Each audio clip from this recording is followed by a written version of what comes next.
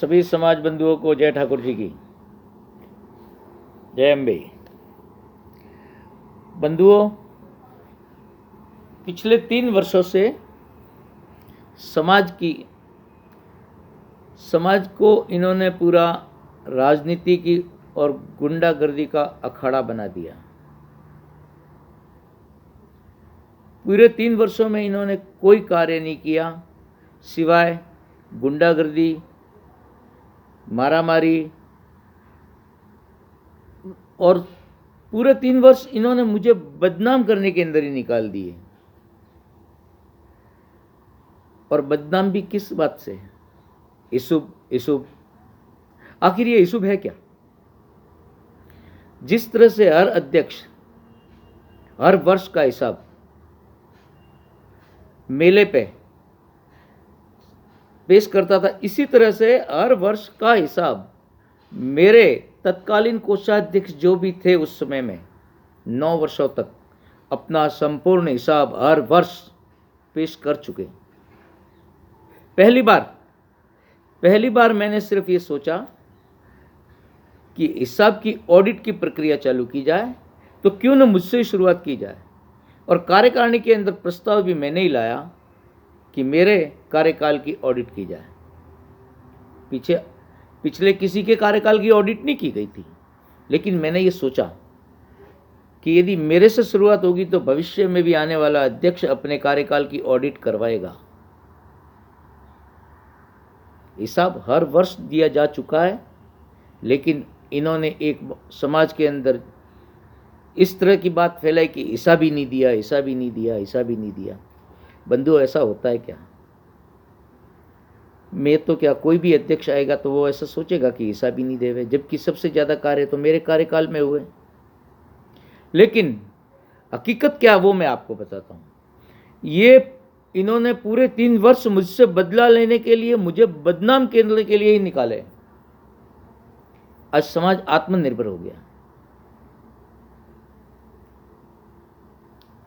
बस इनके अंदर ये है कि इन्होंने ऐसा कैसे कर दिया, इन्होंने क्यों किया, जबकि मैंने कुछ नहीं किया। ये सब कुछ किया आप लोगों ने किया, भामाशाह ने किया, मेरे कार्यकाल की टीम ने किया, मेरे कार्यकाल में जो रहे प्रज्ञा अध्यक्ष उन्होंने किया, और उनकी वजह से आज समाज आत्मनिर्भर है। बस यही इनको खल रहा है कि ये कैसे कर पाते हैं। हम तो पीछे भी 3 वर्ष में कुछ नहीं कर पाए सिवाय मंदिर तोड़ने के, और इस 3 वर्षों में भी कुछ नहीं कर पाए। पूरे 3 वर्ष में ये अपने कार्य के अंदर जीरो रहे। जितनी भी समाज में ये भाड़े की इनकम आई उसको शौचालय में लगा दी, इसके अलावा कुछ नहीं किया। बंधुओं, कोई व्यक्ति न कर पाए उसका भी मुझे गम नहीं, लेकिन यदि किसी को बदला लेने के लिए यदि सिर्फ बदनामी करते रहे तो दुख होता है।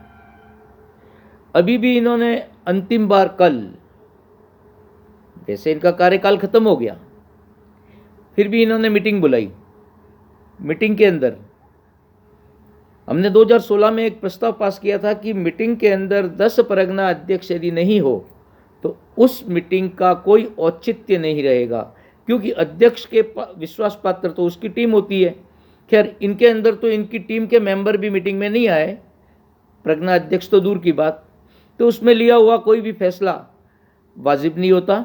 लेकिन फिर भी मैं आप सबको ये संदेश देना चाहता हूँ कि ये अंतिम बार भी कोशिश सिर्फ और सिर्फ मुझे बदनाम करने के लिए मीटिंग रखी गई। बंधुओं, मैंने महासमिति में कहा था कि भले ही ये कुछ भी बतावे, कैसे भी आंकड़े बनावे, अपने हिसाब से बनावे, मुझे कोई फर्क नहीं पड़ता, लेकिन जिस दिन महासमिति होगी, जिस दिन मैं हिसाब के समक्ष बैठूंगा, मैं इनको जीरो करके छोड़ूंगा।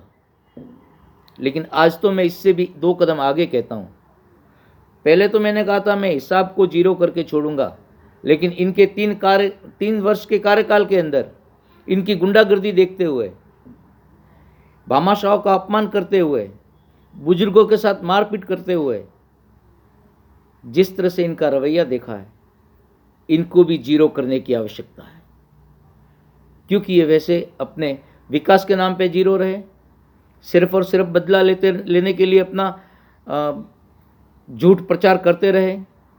सबसे बड़ा गुनाह इन्होंने किया वो मैं आपको बताता हूँ कि हमारे समाज की युवा पीढ़ी, जिसको हम टीनेजर्स कहते हैं, अभी उनकी उम्र भी 18 साल से 20-22 साल हुई होगी, उनके मन में झूठ का प्रचार कर करके इतना जहर भर दिया है कि उन युवाओं के अंदर सिर्फ और सिर्फ घृणा भरी हुई है।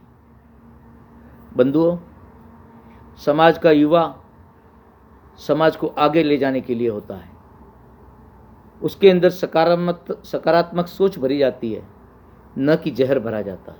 इन्होंने पूरे 3 वर्ष में युवाओं के अंदर जहर भरने का काम किया। बंधुओं, इन्होंने 3 वर्ष जब पहले आए थे तब सिर्फ मंदिर तोड़ने का काम किया, और इन 3 वर्षों में सिर्फ लोगों के साथ, बस समझ गए होंगे, वही काम किया।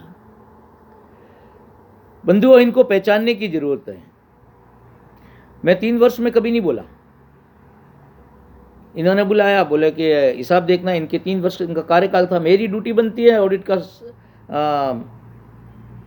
वहाँ ऑडिट के लिए मुझे जाने की और उनको उसमें सहयोग करने की। मैं गया। तत्कालीन कोषाध्यक्ष हमारे स्वर्गीय श्री गिरधारी लाल जी, उन्होंने पूरा सहयोग किया। अभी कुछ दिन पहले इन्होंने वापस बुलाया था, भले इनका कार्यकाल खत्म हो गया, लेकिन जिनके पास चौपड़े उनके पास मुझे जाना ही था। मैं गया। मैंने सिर्फ इनको कहा कि 13-14 तक हमारे गिरधारी लाल जी द्वारा कंप्लीट हो चुका है, इससे आगे बढ़ते हैं। आप 13-14 तक का ये लिख के दे दो, जैसा भी आपने निकाला हो, समाज को संतुष्ट तो मुझे करना है। जैसा भी आपने निकाला हो, भले मैं तो कहूँ 5 करोड़ 50 करोड़, जो भी तुम्हारे मन में आवे निकालो, समाज को संतुष्ट मुझे करना है, मैं 0 करूँगा। लेकिन अब इससे आगे बढ़ेंगे। आप इतना लिख दो कि 13-14 तक हो चुका, 13-14 से आगे बढ़ेंगे। इन्होंने मुझे क्लियर कहा, हमारी मर्जी चलेगी, आपकी नहीं चलेगी, हम तो वापस शुरू से चलेंगे। बंदियों, क्या ये सही था? दरअसल ये इनका काम क्या था वो बताता हूँ कि गिरधारी लाल जी के द्वारा जो भी कार्य किया गया, 13-14 तक कंप्लीट हिसाब कर दिया गया, ऑडिट कर दी गई, सॉरी, उस ऑडिट के अंदर वापस इनके द्वारा हेरा फेरी की गई, और हेरा फेरी करके उसको वापस मुझे द्वारा पूछा जाना था कि आप शुरू से बताइए। बंदियों, ये कहाँ की बात है? क्या ये न्याय संगत है?